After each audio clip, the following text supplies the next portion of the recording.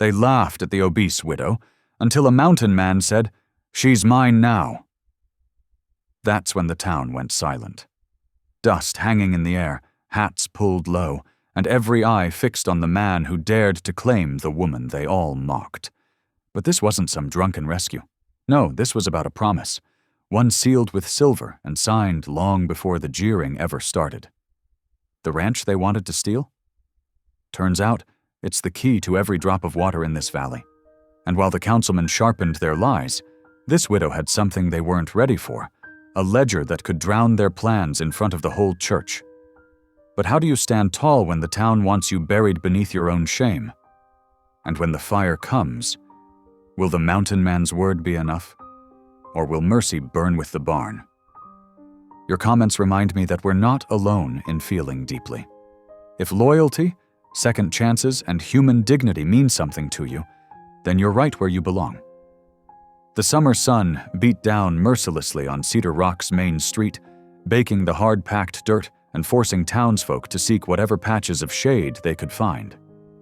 Still, they gathered in force, pressing close to witness the widow's auction. Their eager faces held a mix of curiosity and cruel anticipation as they waited for the proceedings to begin. Matilda Hensley stood rigid at the edge of the wooden platform, her faded black dress straining at the seams. She kept her eyes fixed on the distant mountains, refusing to meet the scrutinizing gazes of the crowd below.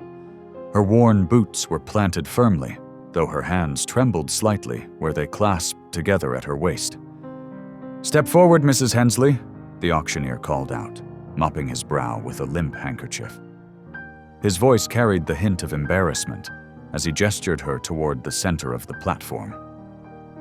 From the shaded porches of the Mercantile, several town council members lounged in rocking chairs, sharing knowing looks between them.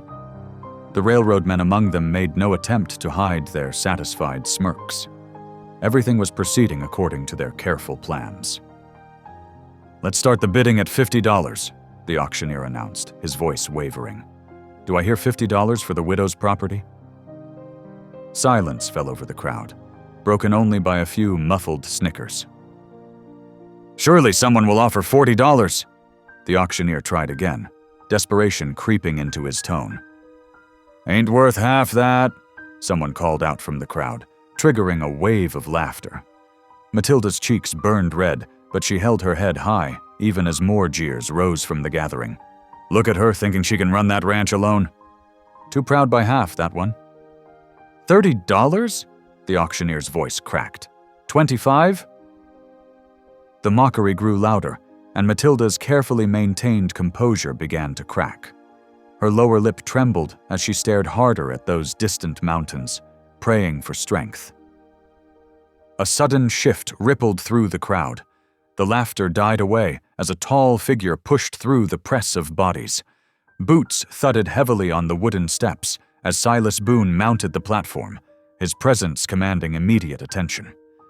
He towered over most men, his buckskin jacket weathered by years in the wilderness. A thick beard couldn't hide the hard set of his jaw, and his eyes, sharp as a hawk's, swept over the now silent gathering. Without ceremony, he reached into his jacket and pulled out a leather sack that landed on the auctioneer's table with a weighty thud. Silver coins spilled from its mouth, catching the sunlight. "She's mine now." His voice was deep and quiet, but it carried to every corner of the suddenly still street. The crowd stood frozen. Even the council members had stopped their rocking, leaning forward with expressions of disbelief. The railroad men's smirks had vanished, replaced by calculating frowns. Matilda turned to stare at Silas, her eyes wide with shock. He didn't look at her, keeping his stern gaze fixed on the auctioneer, who fumbled with the bag of silver. "Sir, there's more than enough here to cover any opening bid," the auctioneer stammered, weighing the sack in his hands. "Then we're done here." Silas's words fell like stones in a deep well. The townsfolk shifted uncomfortably, their earlier mockery forgotten in the face of this unexpected turn. Those who had been loudest in their jeering now found intense interest in their boot tips, or the distant horizon. Someone coughed. Another person shuffled their feet. The heavy silence stretched until the auctioneer cleared his throat. "Well then, sold to Mr. Boone," he declared, bringing his small hammer down with a sharp crack that made several people jump. Matilda still hadn't moved, her face a mixture of relief and uncertainty as she watched Silas. He finally turned to her, giving a slight nod of acknowledgement.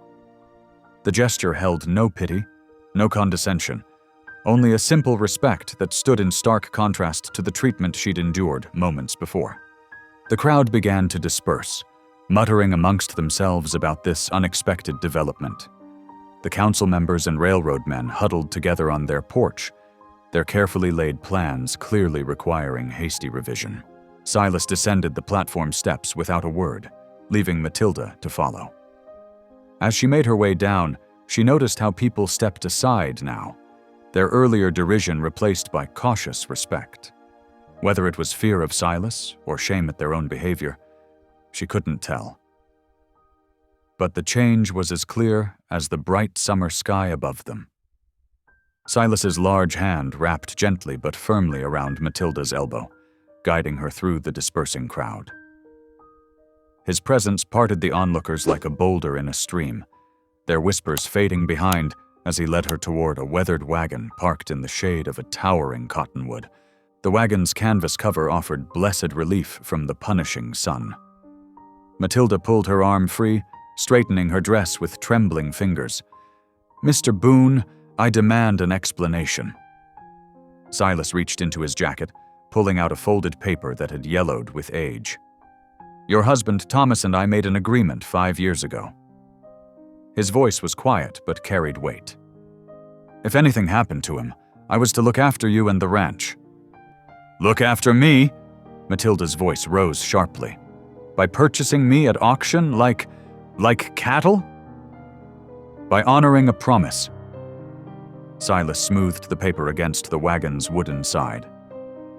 "Thomas knew the vultures would circle if he passed, made me swear to protect what was his." Matilda snatched the document, her eyes scanning the careful script.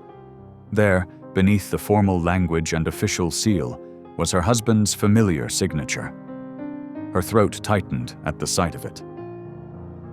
"I never agreed to this arrangement," she said, though her voice had lost some of its fire. "Thomas had no right." "Well, well." A new voice cut through their conversation, dripping with false concern. "If it isn't our newest couple?"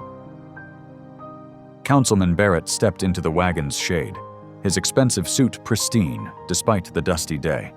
His thin smile didn't reach his eyes as he studied them both.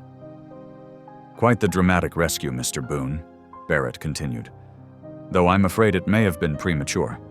There's the matter of unpaid property taxes to consider." Matilda's hands clenched the marriage agreement. "I paid those taxes last month. I have the receipt." "Oh, but there are additional assessments." Barrett produced a document from his coat. "Railroad improvements, town development fees. All quite legal, I assure you." Silas moved then, a subtle shift that placed him between Barrett and Matilda. "Seems mighty convenient, these new fees appearing now. The law is the law." Barrett's smile widened, though his eyes darted nervously to Silas's imposing frame. "Unless the taxes are paid by week's end, the property reverts to the town council." "Best you walk away now," Silas said softly. The words weren't a threat, but something in his tone made Barrett take an involuntary step backward. "We'll see who's walking away."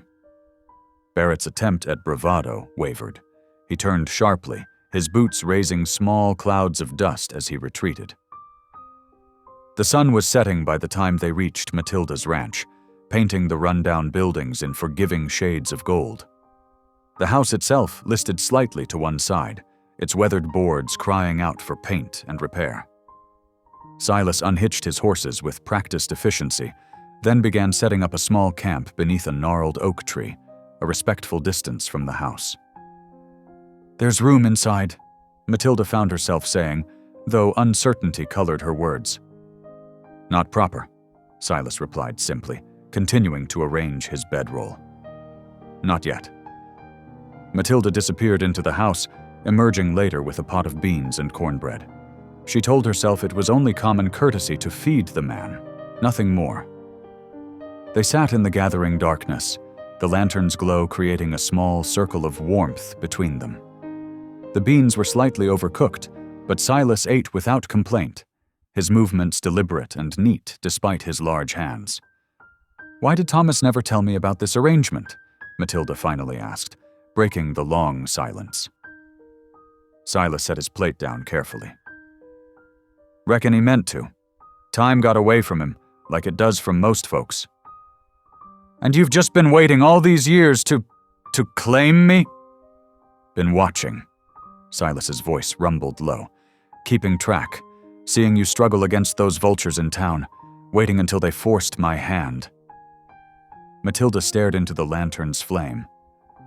"I don't need a protector, Mr. Boone." "No," he agreed, surprising her. "But every ranch needs a partner. Every fight needs an ally." He looked up at her then, his eyes serious in the flickering light. "Every promise needs keeping." They finished their meal in silence, but it was a different kind of quiet now. The crickets sang in the darkness beyond the lantern's reach, and somewhere in the distance, a coyote called to its mate. The night air carried the scent of sage and approaching rain. When Matilda gathered the dishes to return to her kitchen, she paused. "Thank you," she said softly, "for today. But don't think this means I've accepted this arrangement." Silas nodded, already turning to bank his small fire. "Reckon we've got time to figure things out." She climbed the porch steps, glancing back once to see his tall figure settling against his saddle, rifle across his knees as he prepared for his vigil. The sight stirred something unexpected in her heart. Not gratitude exactly, but perhaps the first fragile seeds of trust. Dawn painted the eastern sky in gentle pinks and golds when Matilda woke to the steady rhythm of an axe splitting wood. She hurried to her window, wrapping a shawl around her shoulders against the morning chill.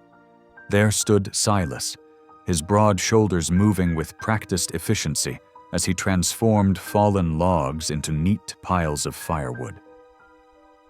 Her first reaction was indignation at his presumption, but watching him work stirred memories of when the woodpile had never run low, back when Thomas was alive.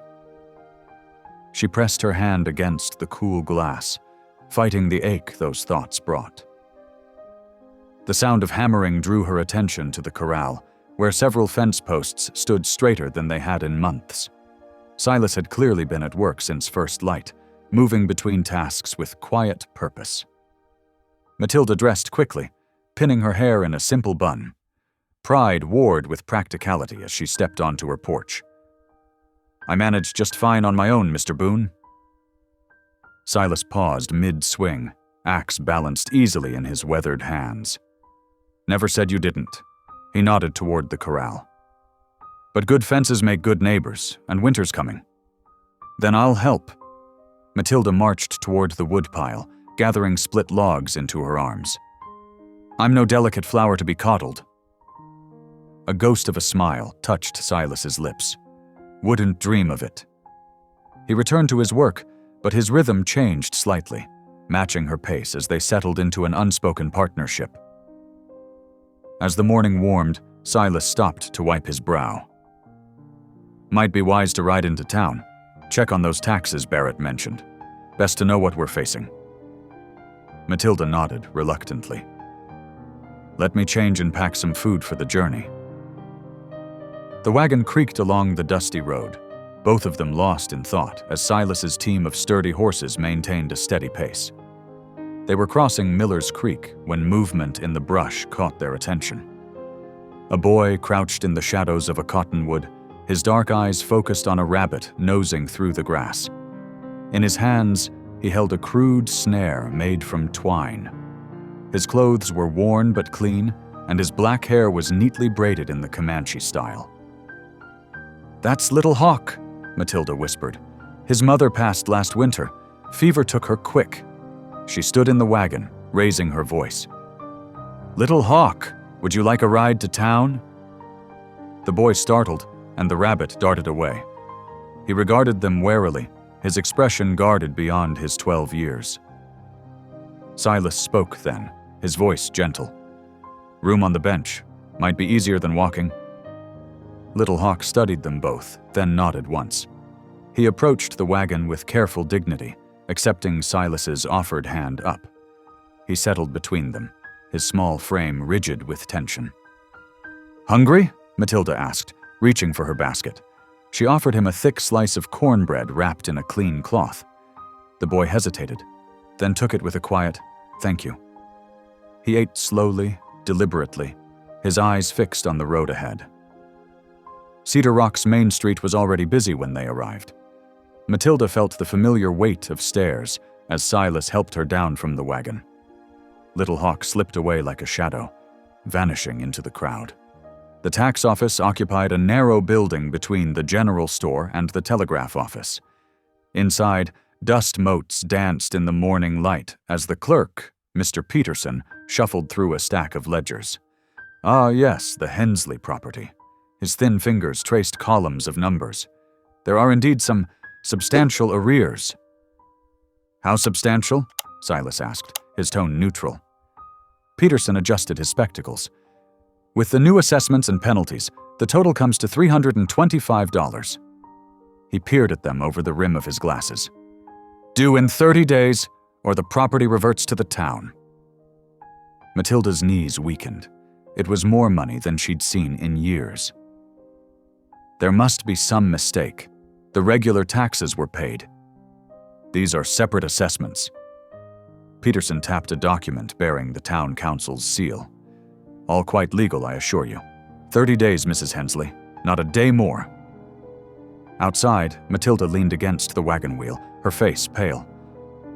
"It might as well be $3,000. There's no way." "There's always a way," Silas interrupted quietly. "Just got to find it." A movement caught Matilda's eye. Little Hawk stood in the alley beside the tax office, his dark eyes serious as they met hers. He held up something in his hand, the remains of the cornbread, carefully wrapped in its cloth. Then he melted away into the shadows once more. "We should head back," Silas said, studying the gathering clouds on the horizon. "Storm's coming." Matilda climbed into the wagon, her mind already calculating what she could sell, what work she could find. The threat of losing her home felt heavier now, more real, with Peterson's precise numbers ringing in her ears. But as they rattled out of town, she found her thoughts turning to Little Hawk's solemn face and careful manners. In all her own troubles, she hadn't spared much thought for others who might be struggling too. Something about his quiet dignity touched her heart, reminding her that some burdens were heavier than unpaid taxes. Evening settled over the ranch like a soft blanket, bringing with it the first cool breeze of the day. Matilda stirred the iron pot hanging over her kitchen hearth, the rich aroma of rabbit stew filling the small room. She glanced through the window, where Little Hawk sat on the porch steps, whittling a stick with careful precision. "Little Hawk," she called, wiping her hands on her apron. "Would you care to join us for supper?" The boy looked up, his dark eyes reflecting the last rays of sunlight. He seemed to weigh the invitation, then nodded slowly and rose with fluid grace. Silas appeared from the barn, his boots leaving dusty prints on the wooden floor as he entered. "Smells mighty fine," he said, hanging his hat on a peg by the door. Matilda ladled the thick stew into 3 bowls, adding an extra portion of meat to Little Hawk's serving. The boy's eyes widened slightly at the gesture, but he waited until the others had begun eating before lifting his spoon. "Been looking at that west pasture?" Silas said between bites. "Good grass there, just needs clearing and new fencing. Could graze a fair number of cattle if we fix it up proper." Matilda set down her spoon. "Cattle cost money, Mr. Boone. Money we don't have." "Got some savings," he replied. "Enough for a small herd. Fix that pasture, fatten them up quick. We could turn a profit before the tax deadline." Little Hawk spoke for the first time, his voice soft but clear. "There are hidden springs." Both adults turned to look at him. He continued, drawing invisible lines on the table with his finger. "My mother showed me. 3 springs, there in the Westland. Good water, even in summer." Hope flickered in Matilda's chest. "That would make a real difference for grazing." She straightened her shoulders. "And I've been thinking too. My bread always sells well at church socials.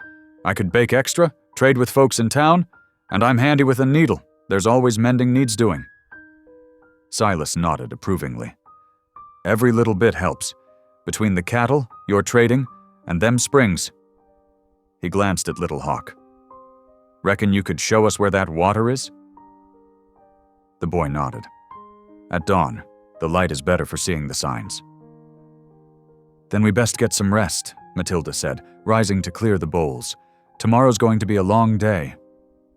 Little Hawk moved to help her with the dishes, his movements precise and careful. "I can help with the cattle too," he offered quietly. "I know their ways." "Much obliged," Silas replied, respect evident in his tone. "We'll need all the help we can get." As the evening deepened, they settled into a comfortable silence. Matilda brought out her mending basket, threading a needle by the warm glow of the lamp.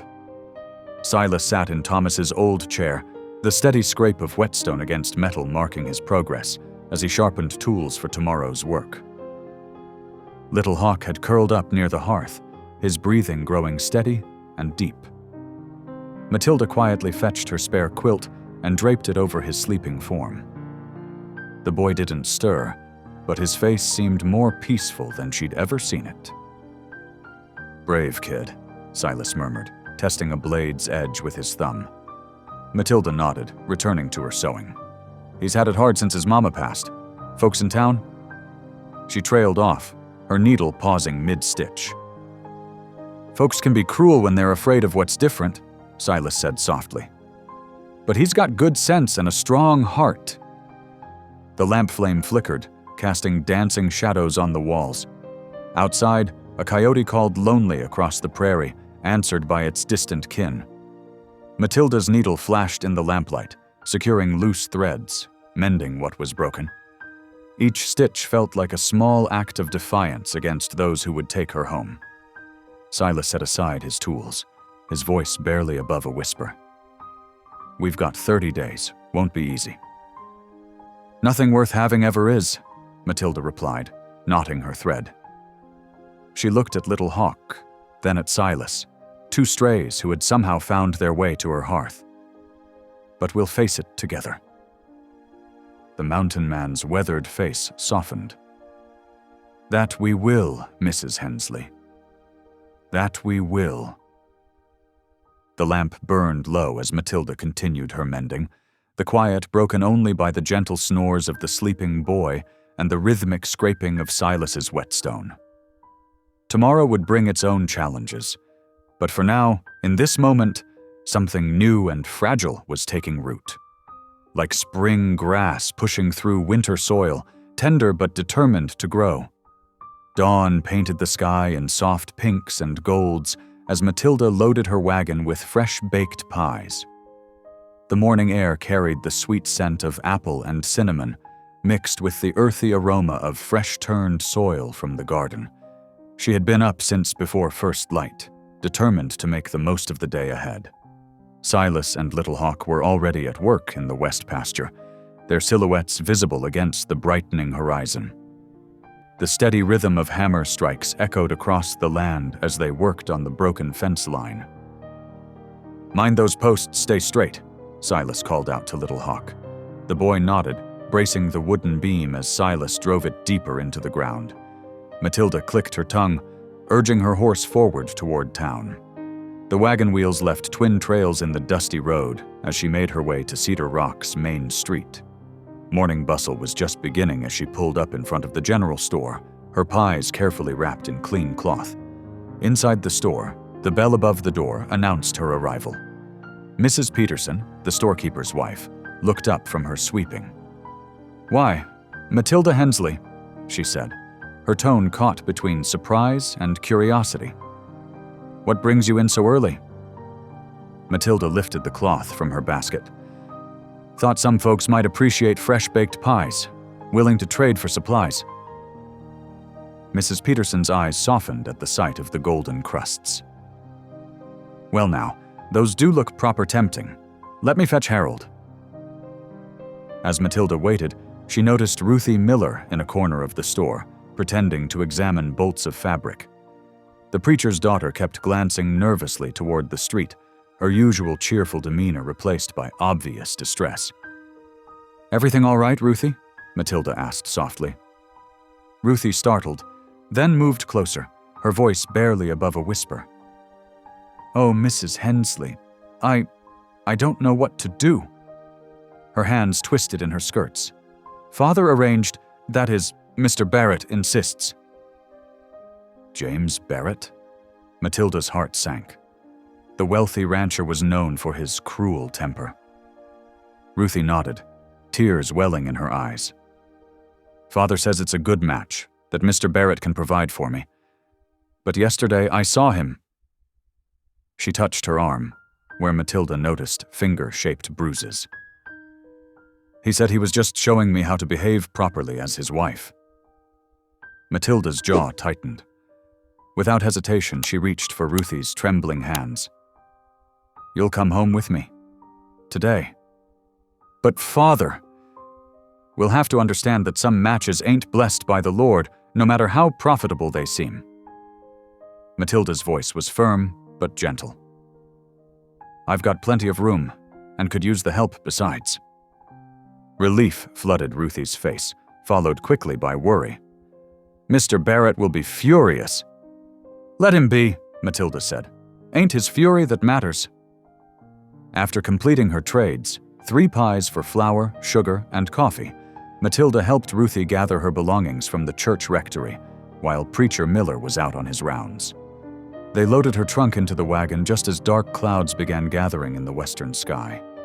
The air grew heavy with the promise of rain as they drove back to the ranch. Ruthie sat straight-backed beside Matilda, her face set with determination despite her obvious fear. "Thank you," she said quietly. "I was so scared."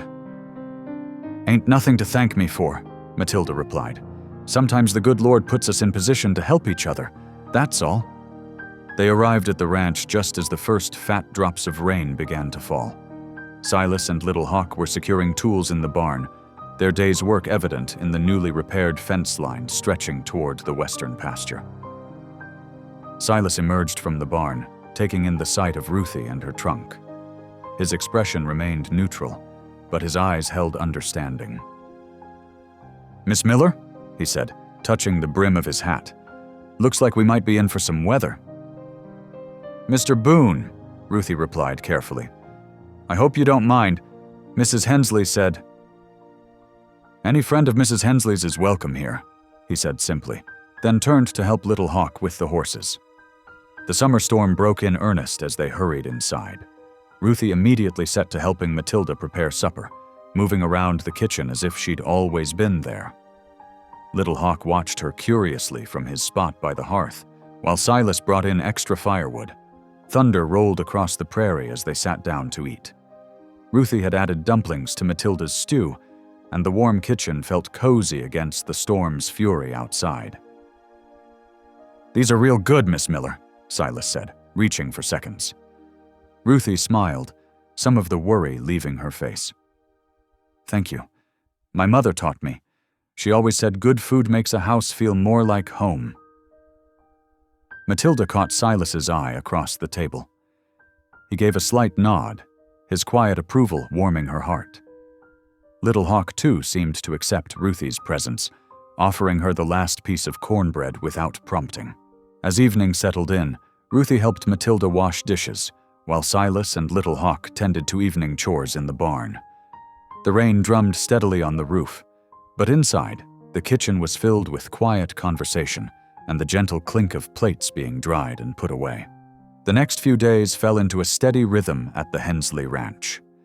Before dawn each morning, Matilda and Ruthie worked side by side in the kitchen. the younger woman proving to be a quick study.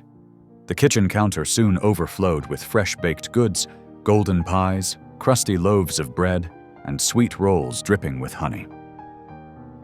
"The secret's in the timing," Matilda explained, showing Ruthie how to arrange multiple baking pans to make the most of the hot oven. "Can get twice as much done if you plan it right." Ruthie absorbed every lesson eagerly. Her slender fingers worked the dough with growing confidence, and soon she was suggesting ways to make their baking even more efficient.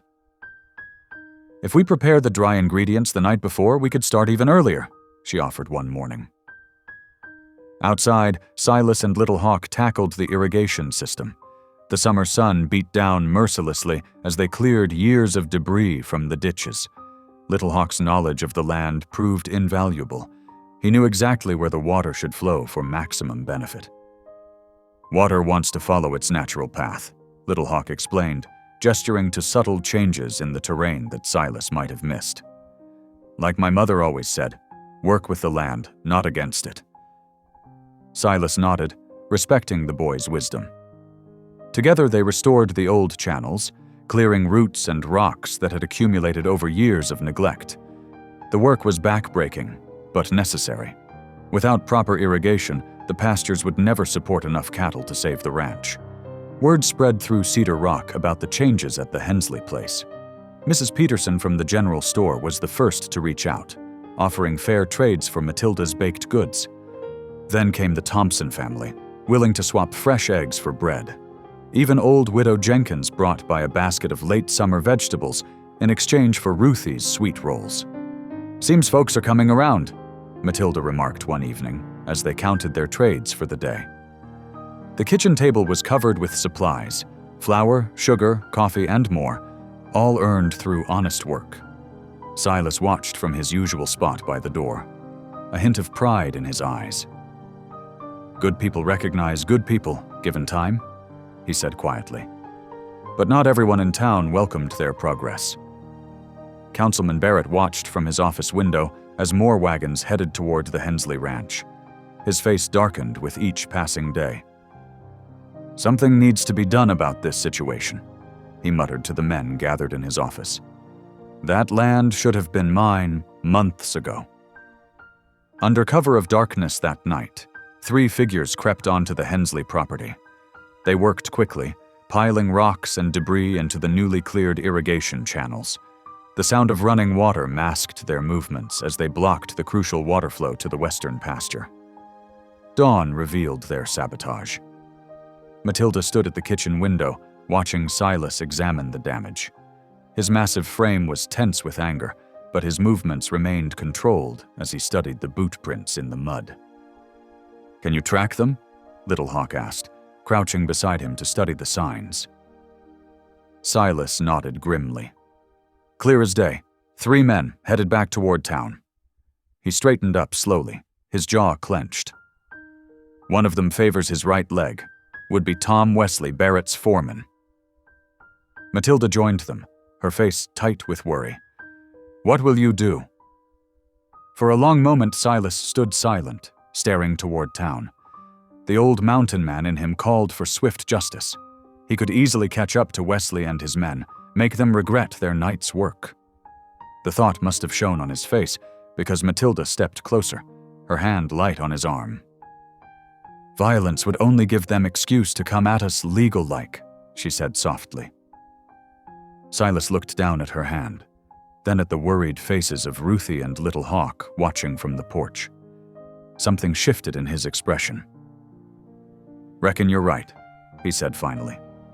"Best revenge is living well, my pa used to say." He turned to Little Hawk. "Fetch the shovels, we've got work to do." They spent the morning clearing the ditches again, this time reinforcing the banks with stones to prevent future sabotage. Silas worked steadily, his anger transforming into purposeful energy. When Matilda brought out water and cornbread at midday, she found him teaching Little Hawk how to angle the channels for better flow. "See here," he was saying, "water's stronger than stone, given time. Doesn't fight, just keeps flowing, wearing away what's in its path." Little Hawk nodded thoughtfully. Like patience against anger? Exactly like that, Silas replied, catching Matilda's eye. The connection between them deepened in that moment, an understanding that went beyond words. By sunset, the irrigation system was running better than before. Silas's choice of mercy over vengeance had turned destruction into improvement, and the western pasture would benefit from the reinforced channels. That evening, as they sat down to supper, the atmosphere in the kitchen was different. Matilda watched Silas at his usual place, seeing him with new eyes. His strength wasn't in his size or his ability to track men through the wilderness. It was in his choice to build rather than destroy, to protect rather than punish. The morning sun cast long shadows across Cedar Rock's church lawn as Matilda and Ruthie arranged their baked goods on wooden tables. Fresh pies steamed in the cool morning air, their crusts golden and flaky.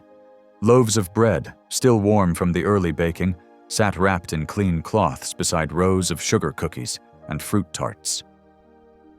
"Everything looks wonderful," Reverend Miller said, pausing to admire their display. His eyes lingered on Ruthie, showing a father's mixture of pride and concern. "The congregation will be blessed by your efforts." As churchgoers began to gather after the morning service, curious glances turned to genuine interest. Mrs. Thompson approached first, drawn by the scent of cinnamon rolls. "These remind me of my mother's," she said, taking a careful bite. Her eyes widened with pleasure. "Maybe even better, if I'm being honest." Word spread quickly. Soon, a steady stream of townspeople surrounded their table, coins jingling in their pockets. Even those who had jeered at Matilda during the widow's auction now treated her with cautious respect. "Never thought I'd say it," old Mr. Jenkins muttered to his wife, loud enough for others to hear. "But that Hensley woman's got spirit. Ain't right what Barrett's trying to do to her place." Matilda's cheeks flushed at the comment, but she kept her dignity. Counting change and wrapping purchases with careful attention, Ruthie worked beside her, her quick smile and gentle manner helping to ease any lingering awkwardness. Meanwhile, across the ranch, Silas and Little Hawk followed a faint trail through sun-dappled woods. Little Hawk moved with quiet confidence, reading signs in bent grass and scattered leaves that Silas might have missed. "My mother showed me this path," Little Hawk explained, kneeling to brush aside some debris. "Said it was old even when her people first came here. Cattle always know where water flows." They pushed through thick brush until the ground began to slope downward. The air grew cooler, and the soil beneath their boots turned damp. Finally, they emerged into a small clearing where water seeped from rocks into a natural basin. Silas crouched down, testing the water with his fingers. "Spring's still running strong," he said. "Could divert this right to the south pasture with some work." Little Hawk nodded, already mapping the route in his mind. "The old trail follows the natural grade. Water would flow easy, like it wants to go that way." Their discovery filled them with fresh hope. They spent the afternoon marking trees and calculating the work ahead, both knowing this could be the answer to their irrigation problems. The sun was setting when they returned to find Matilda and Ruthie counting their earnings at the kitchen table. Coins and small bills made neat piles between empty baskets and crumbs of the day's success. $23.45, Ruthie announced proudly, and 3 promises for future orders. Matilda smiled, but before she could respond, they heard hoofbeats approaching. Through the window, they saw young Tommy from the telegraph office, riding hard toward the house. "Telegram for Mrs. Hensley," he called out, barely waiting for his horse to stop. His face was pinched with concern as he handed over the yellow envelope. Matilda's hands trembled slightly as she opened it. The others watched her face pale as she read the message once, then again. "It's from the county assessor," she said, her voice barely above a whisper. "Barrett's filed a claim on the ranch. Says we owe him $500 on a loan my husband took out before he died." She looked up, eyes bright with unshed tears. "But that's impossible. Thomas never borrowed money from Barrett, never. Silas took the telegram, reading it carefully. His jaw tightened. This here's Barrett's work, sure enough. Man's known for forging debt notes on properties he wants. But how can we prove it? Ruthie asked, moving closer to Matilda's side. Thomas kept all his papers, Matilda said. Every receipt, every contract locked in his strong box. If there was a real loan, it would be there. That's a start, Silas nodded. But we'll need more. Records from the bank, witnesses who knew your husband's business. Barrett won't give up easy. He'll have his story planned. Little Hawk, who had been quietly listening, spoke up. The storekeeper, Mr. Peterson. He keeps ledgers of everyone's accounts. He told me once he never forgets a debt. Good thinking, Silas approved. We'll check there too. But Matilda barely heard them. The hope that had been building over the past days, through the baking, the trades, the small victories, seemed to waver like a candle in the wind. She pressed her hand against the rough wood of the kitchen table, trying to steady herself. What if it's not enough? She whispered. What if we do all this work, and he still finds a way to take it? Silas moved closer, his presence solid and reassuring. We'll fight it proper, through the law. Barrett ain't the only one who knows how to build a case. But even as he spoke, his eyes showed concern. They all knew that Barrett's influence ran deep in Cedar Rock, and the path ahead would not be easy. The next morning dawned with renewed urgency. Matilda spread Thomas's documents across the kitchen table, her fingers trembling as she sorted through years of careful record-keeping. Faded receipts, contracts, and letters formed neat piles as she searched for anything that might counter Barrett's false claim. Ruthie had already left for town, her bonnet tied firmly against the morning breeze. The church stood quiet when she arrived, but she found her father in his study, surrounded by law books borrowed from the county seat. Papa, she said, stepping into the lamp-lit room, we need your help understanding these property laws. Preacher Miller looked up, his weathered face softening at the sight of his daughter. Come in, child. I've been studying similar matters myself. He patted the chair beside him. The Lord's work includes standing against injustice, even when it wears a businessman's suit. Outside, under the hot afternoon sun, Silas and Little Hawk worked steadily to redirect the spring water they had discovered. Little Hawk's knowledge proved invaluable as they dug channels following the natural slope of the land. Like this, Little Hawk demonstrated, showing Silas how to reinforce the channel walls with stone. Water finds its own path, but we can help guide it. Their labor drew notice. Old Jim Fletcher rode up on his dappled mare, watching them work for a while before dismounting. Without a word, he picked up a spare shovel and joined their efforts. By sundown, 3 more neighbors had appeared, bringing tools and willing hands. Ain't right what Barrett's doing, Fletcher said during a water break, wiping sweat from his brow. Man's gotten too big for his britches, if you ask me. The next day brought more help. Mrs. Thompson arrived with a basket of sandwiches and 3 young men from her church group. The general store owner, Mr. Peterson, sent his sons with a wagon of wooden planks left over from his last shipment. Inside the ranch house, Matilda worked through stacks of papers until her eyes burned.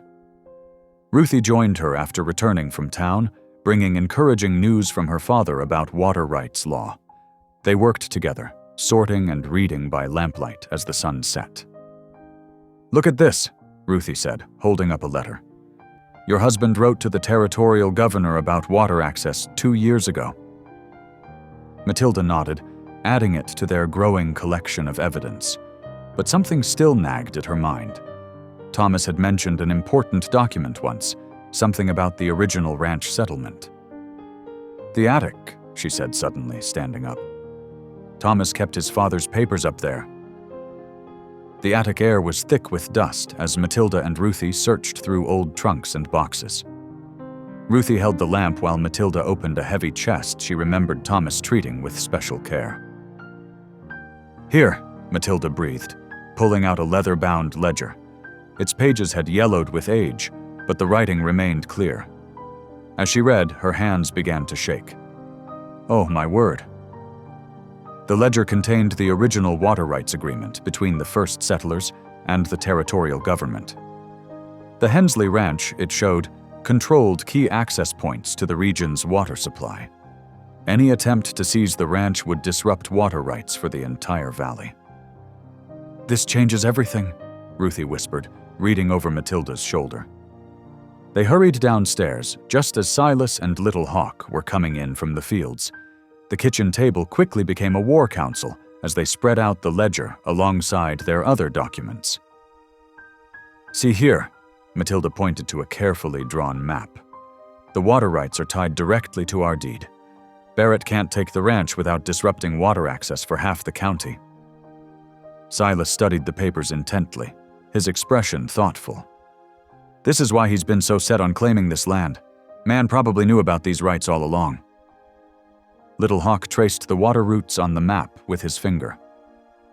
"These match the old trails my mother taught me. The ancient paths always followed the water." They worked late into the night, planning their next move. The lamp cast warm shadows across their faces as they discussed how best to use this newfound advantage. Ruthie took careful notes while Matilda marked relevant passages in the ledger. "We'll need witnesses," Silas said, his voice grave. "Folks who remember when these agreements were made." "Old Mrs. Whitaker's father was one of the original settlers," Ruthie offered, "and she never could abide Barrett's schemes." Little Hawk had been quiet for a while, listening intently. Now he spoke up. "The tribal elders know these water paths too. Their stories go back before any papers were written." Matilda looked around the table at their small but determined group. The ledger lay before them, its pages holding the key to their defense. Outside, the newly dug irrigation channels brought life-giving water to their flourishing fields. And beyond that, the community had begun to stir, remembering perhaps that some things were worth standing up for. "Tomorrow," she said firmly, "we start gathering our proof. Barrett won't know what hit him." They nodded in agreement, their faces reflecting both weariness and determination in the lamplight. The kitchen clock struck midnight, but none of them moved to leave the table. There was still much to discuss, and dawn would come soon enough. Dawn painted the eastern sky in soft rose and gold as Matilda stirred a pot of coffee on the wood stove. The kitchen filled with the rich aroma, mixing with the scent of fresh biscuits cooling on the sideboard. Silas stood by the window, checking his saddlebags one final time. "You sure about riding all that way alone?" Matilda asked, pouring him a steaming cup. "Ain't got much choice," Silas replied, accepting the coffee gratefully. "Judge Harrison in Preston's the only lawyer around here Barrett hasn't bought off. Trail might be rough after them storms, but I'll make it." Little Hawk appeared in the doorway, silent as a shadow. "Found fresh tracks by the south fence. 3 men on horseback passed through before sunrise." Matilda's hands tightened around her coffee cup. "Barrett's men?" "Likely so," Silas nodded. "Which is why you all need to stay alert while I'm gone. Little Hawk, you keep watch from the ridge. You see anything suspicious, you let Matilda know straight away." Ruthie entered, carrying eggs from the henhouse. "I'll help Miss Matilda with the chores. We can manage for one day." Silas mounted up just as the sun cleared the horizon. They watched him ride out, his figure growing smaller against the painted sky until he disappeared around the bend. Matilda squared her shoulders, turning to face the day's work. The hours passed slowly. Matilda and Ruthie fell into a steady rhythm of ranch tasks, feeding animals, mending fences, and tending the vegetable garden. Every so often, they'd catch glimpses of Little Hawk moving between his lookout points, keeping his promise to maintain vigilance. By midday, dark clouds gathered in the west. Thunder rolled in the distance as Matilda and Ruthie prepared a simple lunch of cornbread and beans. Little Hawk joined them briefly, reporting no suspicious activity but warning of the approaching storm. "Hope Silas don't get caught in the worst of it," Matilda said, watching lightning flicker on the horizon. The afternoon brought heavy rain, drumming against the roof and windows. Ruthie worked on mending while Matilda preserved vegetables from the garden. Little Hawk remained at his post, wrapped in an old oilskin coat, watching through the curtain of rain.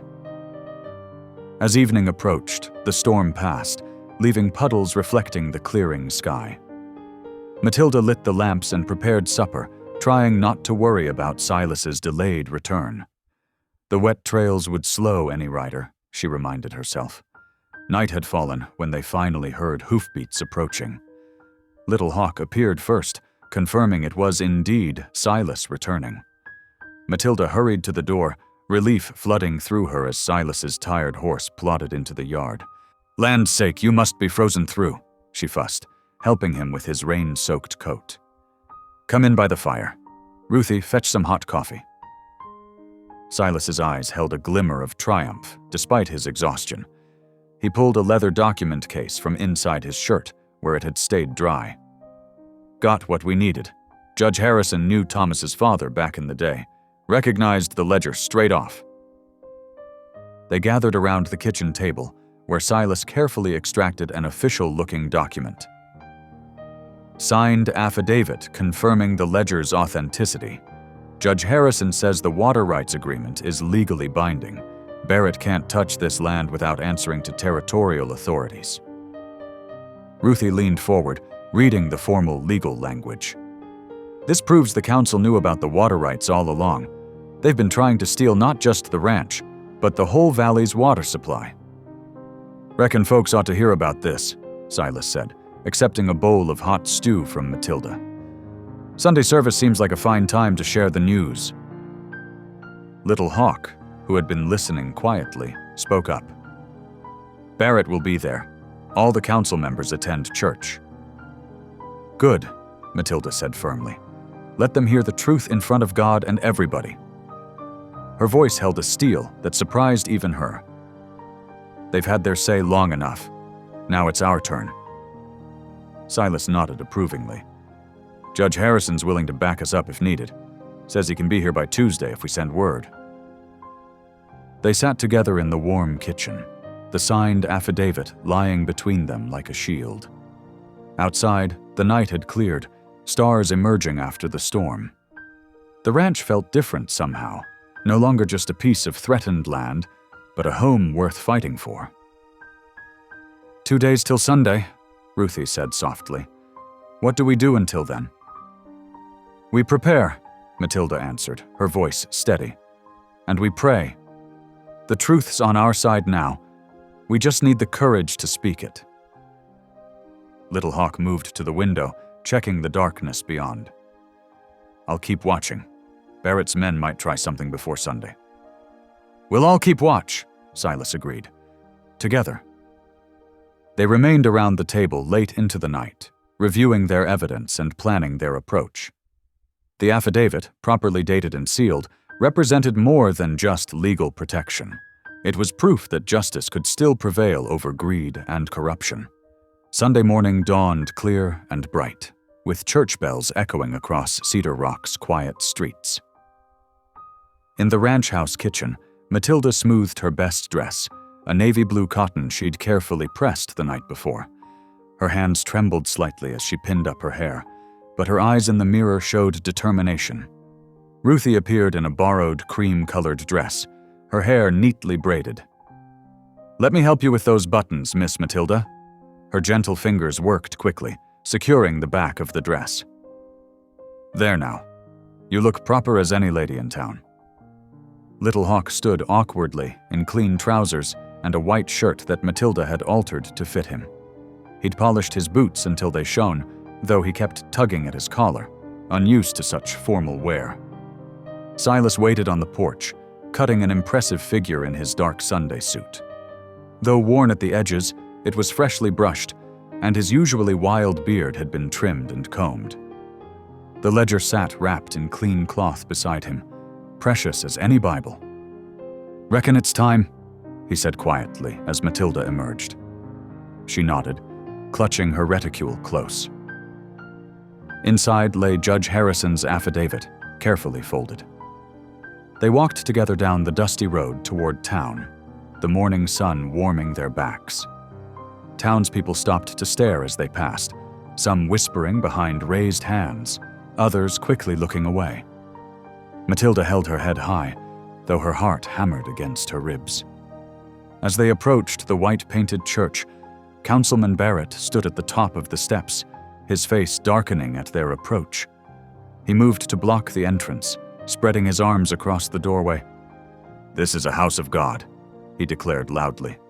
"Not a place for troublemakers and their companions." His gaze slid dismissively over Little Hawk.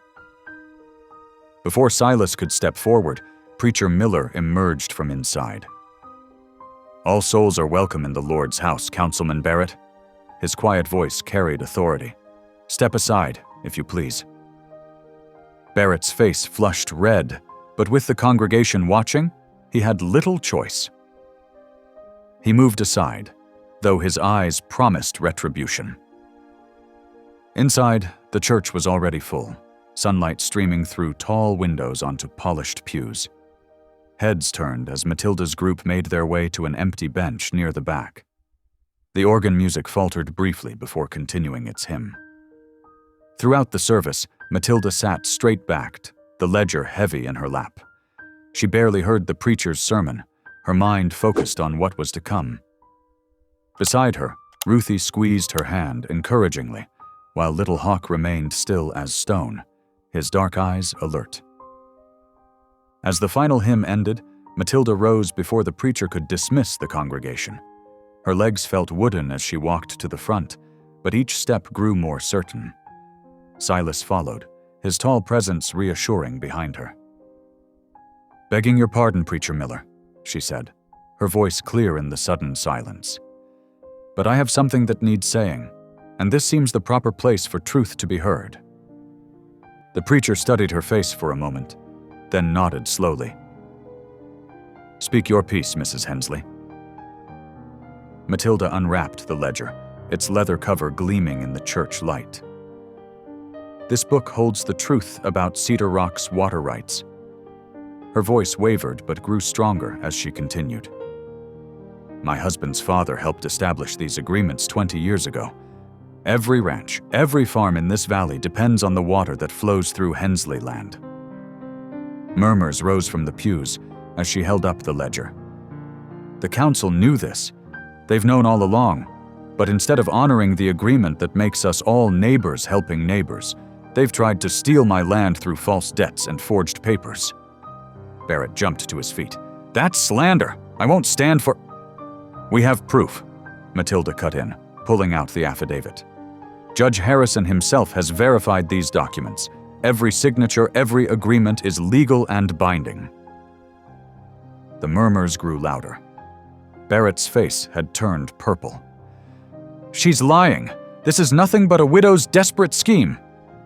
"Is that why you sent men to damage our water sluices?" Little Hawk's clear voice rang out.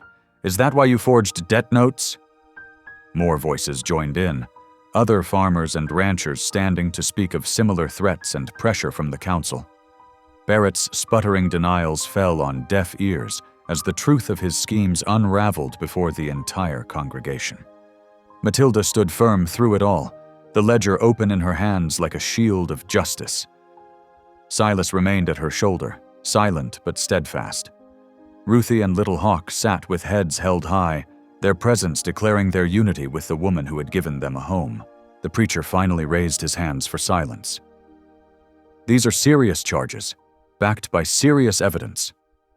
His grave eyes swept the congregation. "It seems we have much to discuss as a community." Matilda's voice was quiet, but carried to every corner of the church. "All I want is what's right, for my family, and for every family in Cedar Rock. The water belongs to all of us. That's how it was meant to be, and that's how it should stay." The mood in the church shifted like wind before a storm. Whispers turned to open discussion as neighbors shared their own stories of Barrett's schemes. Some spoke of mysteriously missing cattle, others of unexplained property damage when they refused to sell. The truth spread through the pews like wildfire, and faces that had once turned away from Matilda now looked at her with dawning respect.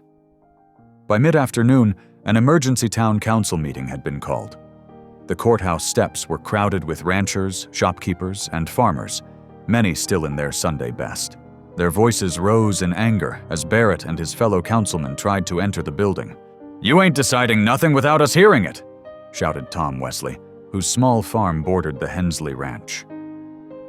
Others joined in, demanding to be let inside. Matilda stood with Silas at the edge of the crowd, Little Hawk and Ruthie close beside them. The boys' sharp eyes caught movement in the alley beside the courthouse, 3 rough-looking men in railroad company badges, watching the scene with cold calculation. "Miss Matilda," he whispered, tugging at her sleeve. "Those men, I've seen them before, when the water sluices were damaged." Silas followed Little Hawk's gaze, and his jaw tightened. He recognized hired muscle when he saw it. "Stay close," he murmured to Matilda. "Barrett's not done fighting yet." Inside the courthouse, the meeting dissolved into chaos. Barrett's attempts to dismiss the ledger's evidence were drowned out by angry voices. When he tried to adjourn the meeting, several farmers blocked the doors. "You ain't leaving till this is settled proper," called Sarah Jenkins, the miller's wife. Her normally quiet voice rang with authority. As sunset painted the sky in shades of orange and purple, Barrett stormed from the courthouse. His face was twisted with rage as he passed Matilda's group. "You'll regret this," he snarled. "Mark my words." They rode home in tense silence, the wagon wheels creaking through gathering darkness. Silas insisted on checking the property boundaries before turning in, while Matilda helped Ruthie prepare a simple supper of beans and cornbread. Little Hawk sat by the window, watching. The moon was rising full and bright when he spotted movement near the newly rebuilt barn. "Fire!" he shouted, just as the first flames began to lick up the wooden walls. Silas burst from his room on the porch, already running toward the barn. 3 mounted figures wheeled away into the darkness, but there was no time to pursue them. The dry wood caught quickly, flames reaching for the sky. "Matilda, get them to safety!" Silas shouted, racing to the well.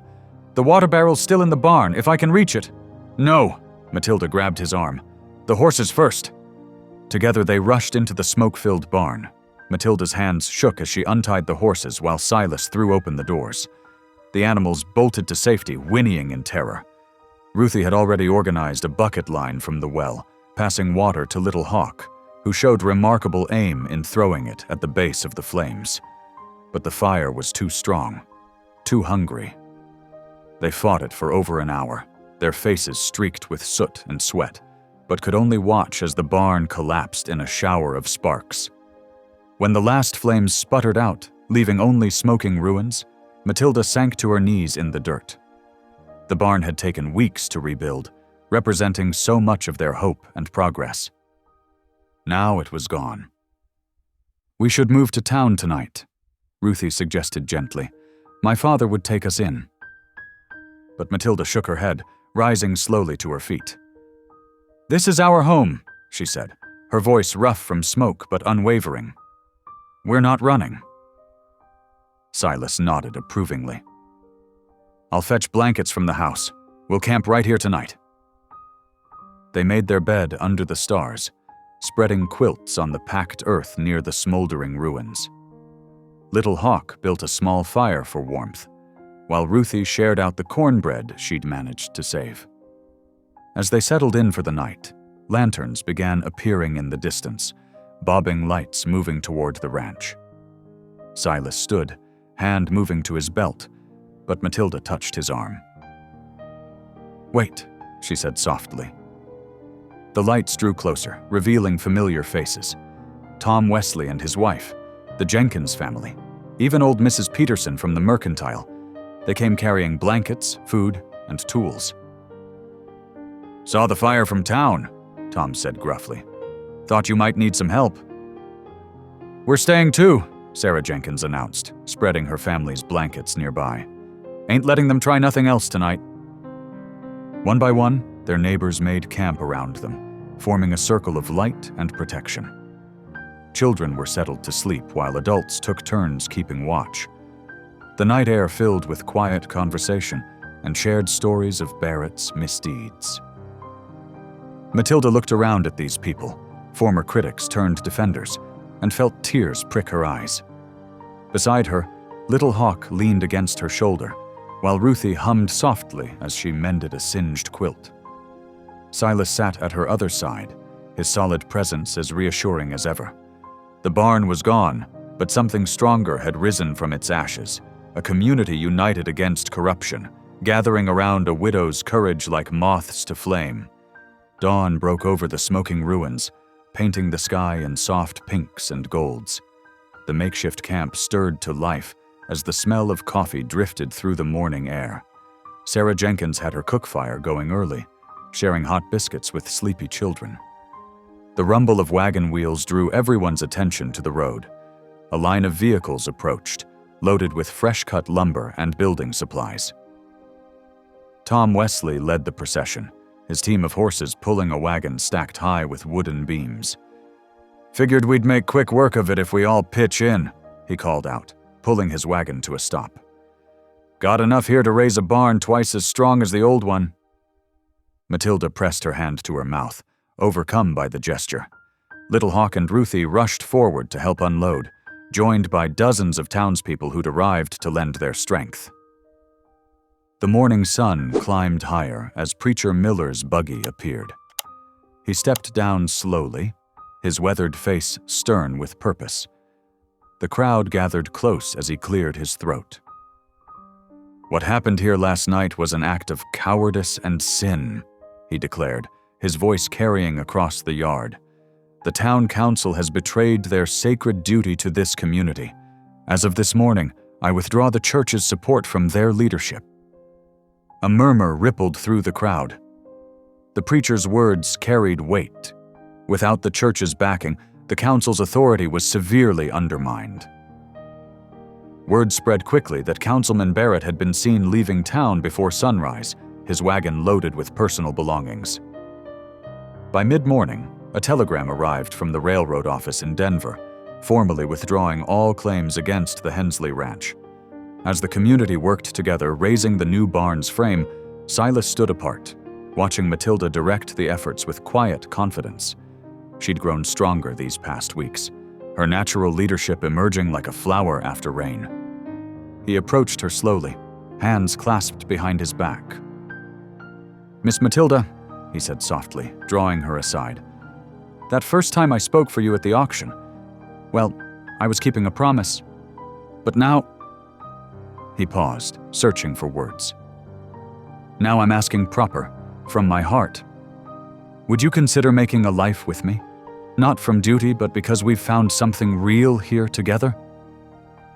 Matilda looked up at him, tears welling in her eyes. Her chin trembled as she nodded, unable to speak. Silas took her hand gently in his calloused one, and they stood together watching their new family, Ruthie, Little Hawk, and the whole community, raise their barn toward the bright summer sky. The barn raising stretched into days of celebration, with townspeople coming and going like bees to a flower. Laughter and the smell of fresh-cut timber filled the air as walls rose steadily under many helping hands. Women brought covered dishes, and children played tag between stacks of lumber, their squeals mixing with the rhythm of hammers.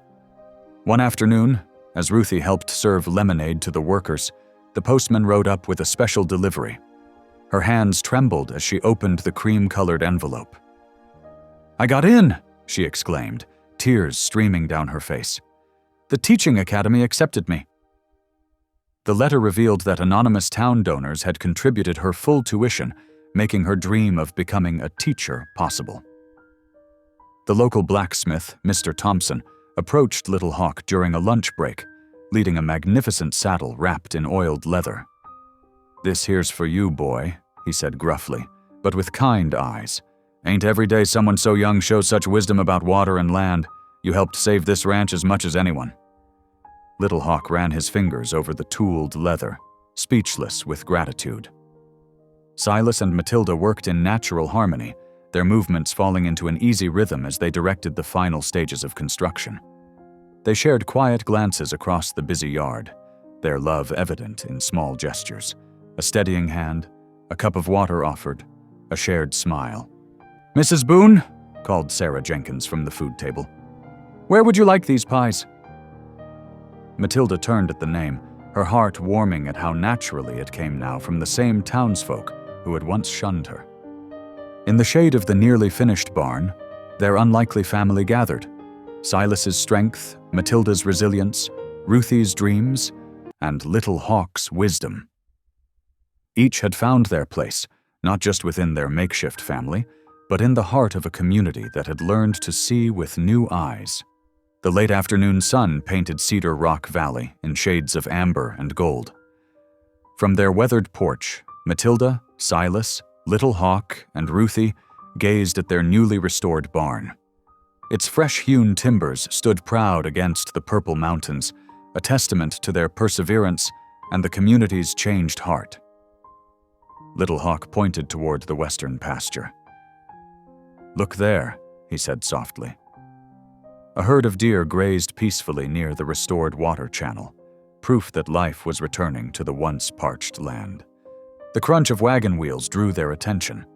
3 families from neighboring ranches made their way up the dusty drive, led by Thomas Henderson, whose property bordered theirs to the south. "Afternoon, Mrs. Boone," Henderson called out, removing his hat. "We've come with a proposition, if you'll hear it." Matilda rose, smoothing her apron. The gesture was automatic now, no longer born of nervousness but of quiet dignity. "Of course. Please, join us." The families gathered on the porch as Henderson explained their purpose. "We're forming a water rights committee," he said, "to ensure fair distribution and prevent future disputes. We'd be honored if you'd lead it, given your experience and wisdom in these matters." Matilda felt Silas's quiet pride beside her as she considered the request. Just months ago, these same families had turned away from her at church. Now they sought her guidance. "I'd be glad to help," she said, her voice steady and sure. As the neighbors discussed plans, Matilda's hand found Silas's, their fingers intertwining naturally. She looked around at her found family, Ruthie organizing papers for the committee, Little Hawk sharing his knowledge of the springs, Silas's steadfast presence beside her, and felt the deep peace of belonging. Cedar Rock, once a place of shame and loneliness, had transformed into the home she had always dreamed of having. Thanks for tuning in. These stories remind us that life is more than headlines. It's about heartlines. Subscribe if you want more moments that make you pause, feel, and reflect.